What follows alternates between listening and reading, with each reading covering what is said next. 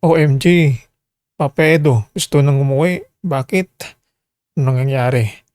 Ito ang ating latest update dahil Papa Eds nananabik nang umuwi dito sa Pilipinas sa dait. Anong dahilan? Bakit kaya? Bakit gustong umuwi na ni Papa Edo? Gayong yung iba ay nag-i-enjoy pa doon po sa Hong Kong. Ito ang ating latest update. Dahil ba namimiss si Beyonce? Ano ang dahilan kung bakit parang gusto nang umuwi ni Papa Edo at nagmamadali ng umuwi dito po sa Pilipinas dahil sa mga nangyayari. Alam naman natin na ito po ang nangyayari ngayon.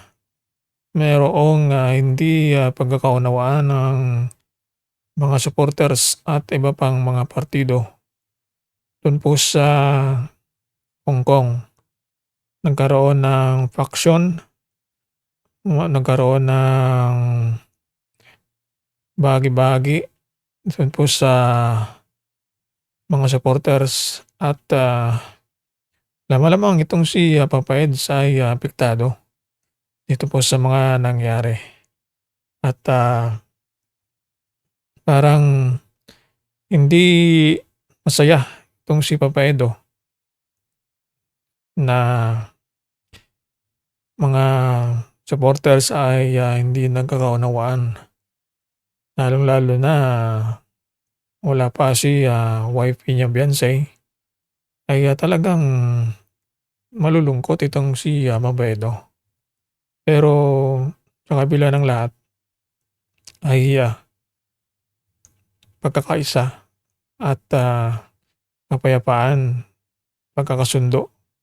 Ito yung hiling ni Papa Eds sa mga supporters na wag nang gumawa pa ng mga issue o kaya ay magkaunawaan na at magkapatawaran na sa isa't isa kung sino man ang mga sinusuportahan ay dapat ay magkaisa na.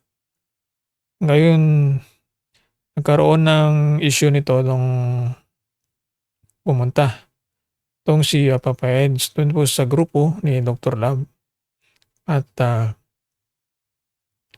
gabi na nang nakarating si Papa Edo. Maraming mga supporters ng EDSI ang ibang nadismaya at naghantay ng ilang oras at iba ay umuwi na lang dahil sa pagkadismaya. Kaya hindi naman natin masisisi si Papa Edo kung bakit nahuli at gabi na nang nakarating sa venue dahil alam naman natin na merong ding kinaabalahan tong si Papa Eds kasama si Kalingap Rab at kailangan din niya ng presensya doon. At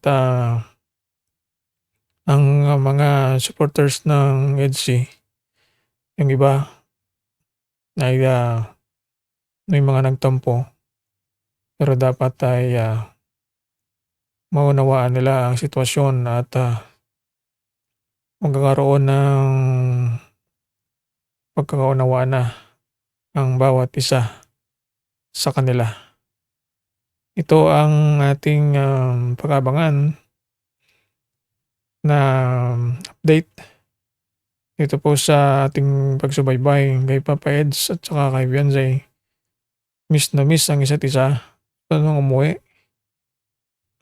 Dahil ba namin si Beyonce o dahil sa mga supporters? Kaya ito ang ating pagsubaybayan. Sunod nating update sa ating channel. Madali nang umuwi dito po sa Pilipinas dahil sa mga nangyayari. Alam naman natin na ito po ang nangyayari ngayon, mayroong hindi pagkakaunawaan ng mga supporters at iba pang mga partido doon po sa Hong Kong. Nagkaroon ng faction, nagkaroon ng bahagi-bahagi doon po sa mga supporters at lamang itong si Papa Eds ay apektado dito po sa mga nangyari. At parang hindi masaya itong si Papa Edo na mga supporters ay hindi nagkakaunawaan. Lalong-lalo na wala pa si wife niya Beyonce ay talagang malulungkot itong si Papa Edo. Pero sa kabila ng lahat ay pagkakaisa at kapayapaan, pagkakasundo. Ito yung hiling ni Papa Eds sa mga supporters na wag nang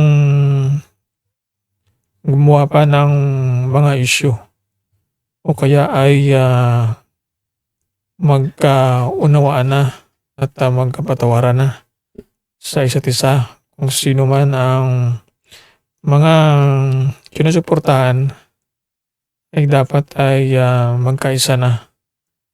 Ngayon, nagkaroon ng issue nito nung pumunta itong si Papa Eds dun po sa grupo ni Dr. Love at gabi na nang nakarating si Papa Edo. Marami mga supporters ng EDSI ang ibang nadismaya at naghantay ng ilang oras at iba ay umuwi na lang dahil sa pagkadismaya. Kaya hindi naman atin masisisi si Papa Edo kung bakit nahuli at gabi na nang nakarating sa venue dahil alam naman natin na merong ding kinaabalahan itong si Papa Eds kasama si Kalinga Prab at kailangan din niya ng presensya doon. At ang mga supporters ng EDSI, yung iba ay may mga nagtampo pero dapat ay maunawaan nila ang sitwasyon at magkakaroon ng pagkakaunawaan na ang bawat isa sa kanila. Ito ang ating pag-abangan na update ito po sa ating pagsubaybay kay Papa Eds at saka kay Beyonce. Miss na miss ang isa't isa nung umuwi. Dahil ba namin si Beyonce o dahil sa mga supporters? Kaya ito ang ating pagsubaybayan. Sunod nating update sa ating channel.